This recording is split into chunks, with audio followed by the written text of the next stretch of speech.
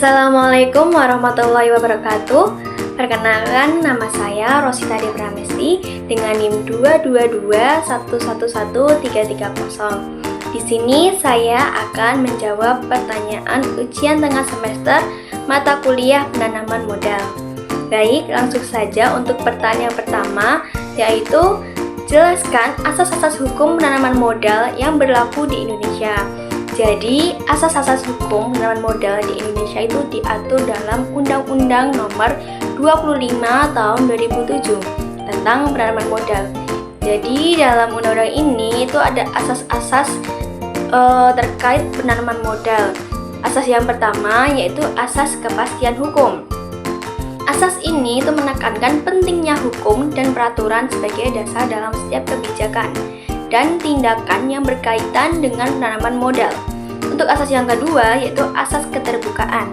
Asas keterbukaan itu mengharuskan adanya transparansi dalam informasi yang berkaitan dengan kegiatan penanaman modal.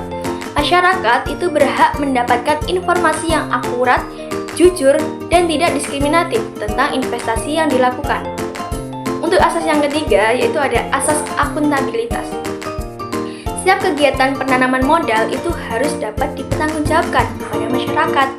Hal ini berarti bahwa hasil dari kegiatan investasi itu harus dilaporkan dan diawasi, sehingga masyarakat itu dapat mengetahui dampak dari investasi tersebut. Untuk asas yang keempat, ini ada asas pelakuan yang sama. Baik investor lokal maupun asing itu harus diperlakukan secara setara, tanpa diskriminasi berdasarkan asal negara. Untuk asas yang kelima itu ada asas kebersamaan.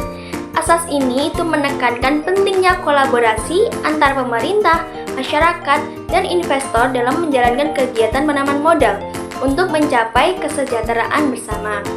Untuk asas yang keenam yaitu ada asas efisiensi berkeadilan. Investasi itu harus dilakukan dengan cara yang efisien, namun tetap memperhatikan keadilan sosial. Untuk asas yang selanjutnya, yang ketujuh, yaitu ada asas keberlanjutan. Kegiatan penanaman modal itu harus memperhatikan aspek keberlanjutan, baik dari segi ekonomi, sosial, maupun lingkungan, untuk memastikan bahwa manfaat investasi dapat dirasakan dalam jangka panjang. Untuk asas yang kedelapan, itu ada asas berwawasan lingkungan. Asas ini itu mengharuskan investor untuk mempertimbangkan dampak lingkungan dari kegiatan investasi mereka dan berkomitmen untuk menjaga kelestarian lingkungan hidup. Ada asas yang ke-9 itu ada asas kemandirian. Dalam penanaman modal itu harus dilakukan dengan tetap mengedepankan potensi bangsa dan negara tanpa menutup diri terhadap masuknya modal asing yang bermanfaat bagi pembangunan nasional. Dan asas yang terakhir itu ada asas keseimbangan, kemajuan dan kesatuan ekonomi nasional.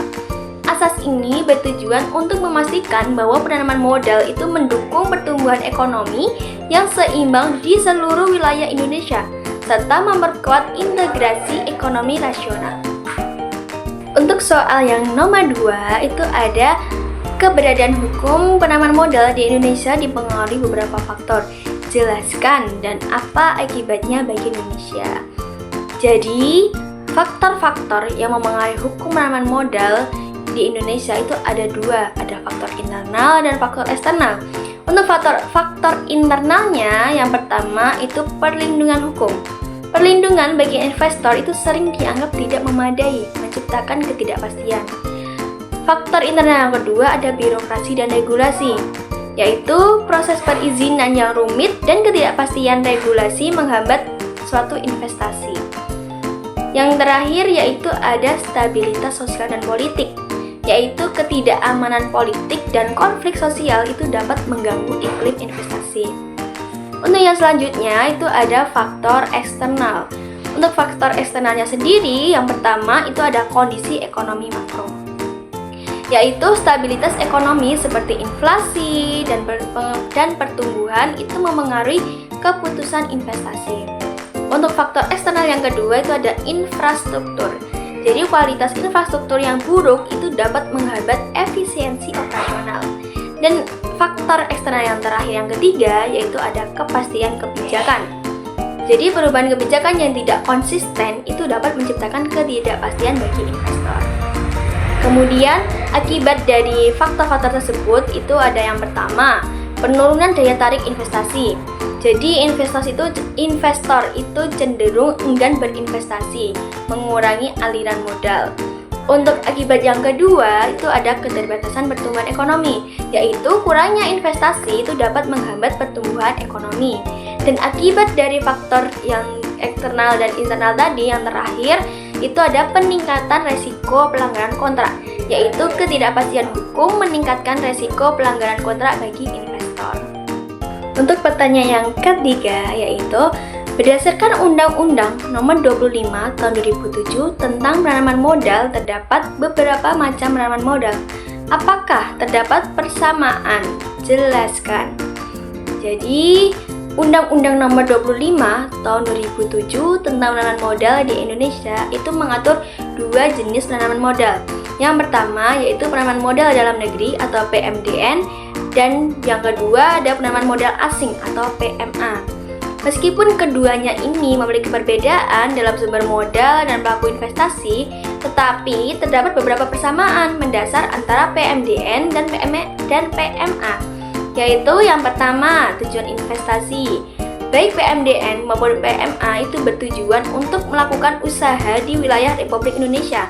Keduanya ini berkontribusi terhadap pertumbuhan ekonomi nasional dengan menciptakan lapangan kerja dan meningkatkan perekonomian lokal.